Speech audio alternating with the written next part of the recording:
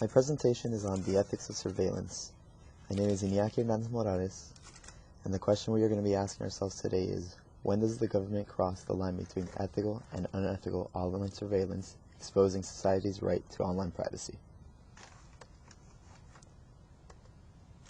The topics that I'm going to be covering today include an introduction to surveillance, surveillance of citizens by the government, the ACM Code of Ethics and Professional Conduct, ethical compliance, unethical compliance, and finally, conclusions and questions arising from our topic. Let's begin with a brief introduction to surveillance. Surveillance, simply put, is the observation and monitor of a person. The most common examples include surveillance cameras, wiretaps, GPS tracking, and of course, internet surveillance. It is generally done clandestinely and under the order of some authority. Today's technological capabilities have taken surveillance to a whole new level. With the advent of technology, today's degree of surveillance has reached a whole new level. Reconnaissance, which would have once required the use of a spy, can now be performed without the need for any human physical presence. It is important that we define appropriate boundaries for surveillance in different manners and scenarios. Ethics is defined as the study of right and wrong regarding human conduct. Advances in technology have had a profound impact with regards to the ethics of placing individuals under surveillance. In our modern society, where so many actions are observable, recorded, searchable, and traceable, surveillance can be much more intrusive than it has been in the past. Particularly interesting about surveillance is the degree by which government can and does utilize methods to observe all the behavior and actions of people. Although the Constitution protects American citizens from unreasonable searches and seizures, for instance, requiring warrants for physical searches of individuals, citizens have not been given the same protection with regards to electronic surveillance.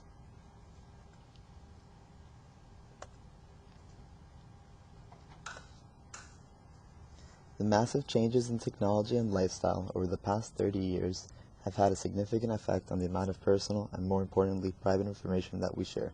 As a result, electronic surveillance could potentially be more invasive than a physical search. Almost any American today would agree that a search of their computer would reveal more private information than a search of their personal belongings. This was obviously not the case 10 or 20 years ago. Yet, it is in fact much easier for government agents to perform surveillance. The Foreign Intelligence Surveillance Act, for example, allowed surveillance without court order.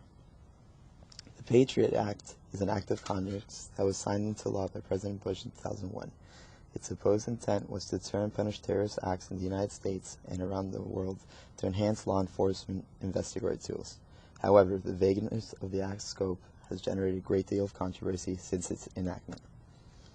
Edward Snowden's revelation about National Security Agency data collection followed the leaks of secret documents. It has been revealed that the NSA, a government organization, was involved in several secret data collection programs and widespread surveillance practices, including bulk data collection.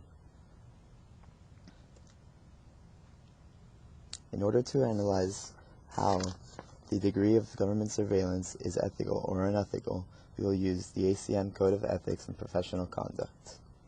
This, of course, is the Association for Computer Machinery, which has laid out professional conduct which is expected of every member. Some of the provisions of the Code of Conduct include general moral imperatives, such as contribution to society. This principle concerns the quality of life of all people and imposes the obligation to protect fundamental human rights and to respect diversity of all cultures. Another important imperative is to respect the privacy of others. This imperative implies that only the necessary amount of personal information be collected in a system, that retention and disposal periods for that information be clearly defined and enforced, and that personal information gathered for a specific purpose not be used for other purposes without the consent of the individual. It is also important that we honor confidentiality. The ethical concern is to respect all obligations of confidentiality to employers, clients, and users unless discharged from such obligations by requirements of the law. Finally, we must be fair and take action not to discriminate. Professional responsibilities included in the Code of Ethics involve knowing and respecting existing laws pertaining to professional work, and also accessing computing and communication resources only when authorized to do so. Finally, organizations should follow leadership imperatives that articulate and support policies that protect the dignity of users and others affected by a computing system. If you haven't done anything wrong, you have nothing to fear. This is a typical argument used by governments and other groups to justify their spying activities. Since most people are law-abiding citizens that most likely will not be targeted for surveillance, will not impact their lives, while making their lives more comfortable and safer through the elimination of criminals. Thus, the government's use of closed-circuit television cameras in public spaces, warrantless wiretapping, has the potential to save lives from criminals and terrorists with only minimal invasion of its citizens' privacy. This argument is supported by the moral imperative and ethical standard concerning the contribution to society and human well-being. Consequences of inaction. What are the consequences of taking no surveillance action? As an ethical professional organization, the government must uphold the standard of avoiding harm to others. They are under obligation to report any signs of danger that might result in serious personal or social damage. If the government did not perform this surveillance, they would be in violation of not providing a safe social environment, also failing to reduce risk, personal and social damage. Finally, we must respect the privacy of others and honor confidentiality. Although the provision states that ethical professionals must respect all obligations of confidentiality to users, the government is technically discharged from these obligations due to the requirements of laws such as the Patriot Act, the Foreign Intelligence Service Act. In cases where surveillance is evidence for the violation of law, privacy can indeed be breached and the information disclosed to proper authorities. Now we must look at the unethical compliance that government surveillance provides. There is an unfair disadvantage that government surveillance entails.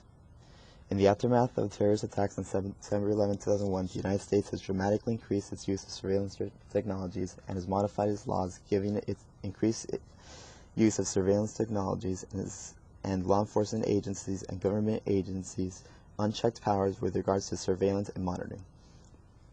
After the terrorist attacks of September 11th, legislation such as the Patriot Act gave agencies broad and loose defined powers to do such things as monitor interactivity at levels never seen before.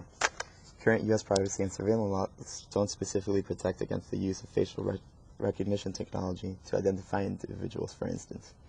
These laws enable government agencies to perform surveillance, which infringes on the principles of equal justice mandated by the Code of Ethics. Ethical entities such as the government agencies are required to obey existing laws under the mandate of the Code of Ethics. However, whenever there exists a compelling ethical basis not to do so, these laws must be challenged. In this case, there is no question that the rules have been instilled in the last decade are immoral and violate serious ethical issues. Agencies are compelled to challenge the laws in favor of the general public. Finally, we need to be fair and take action not to discriminate. The NSA has gradually granted the authority to collect domestic information on a massive scale through a series of legislative changes and court decisions following September 11. Surveillance systems now have a specific purpose of targeting potential terrorists, and this has naturally led to an increase in the tendency of government agencies to racially profile. Surveillance of Muslim community, for instance, has been heightened.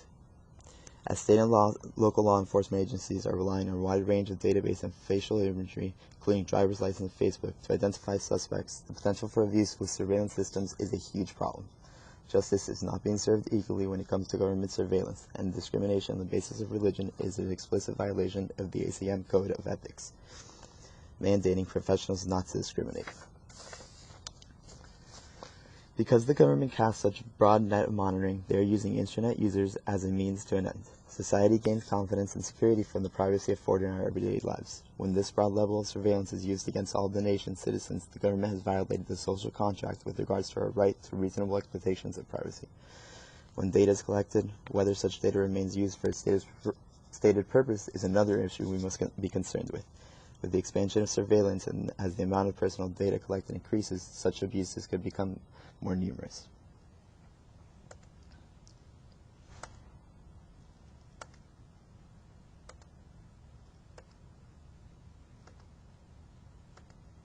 This arises to the conclusions and questions presented by this important topic. The questions we must ask ourselves is who is the beneficiary of the information being collected?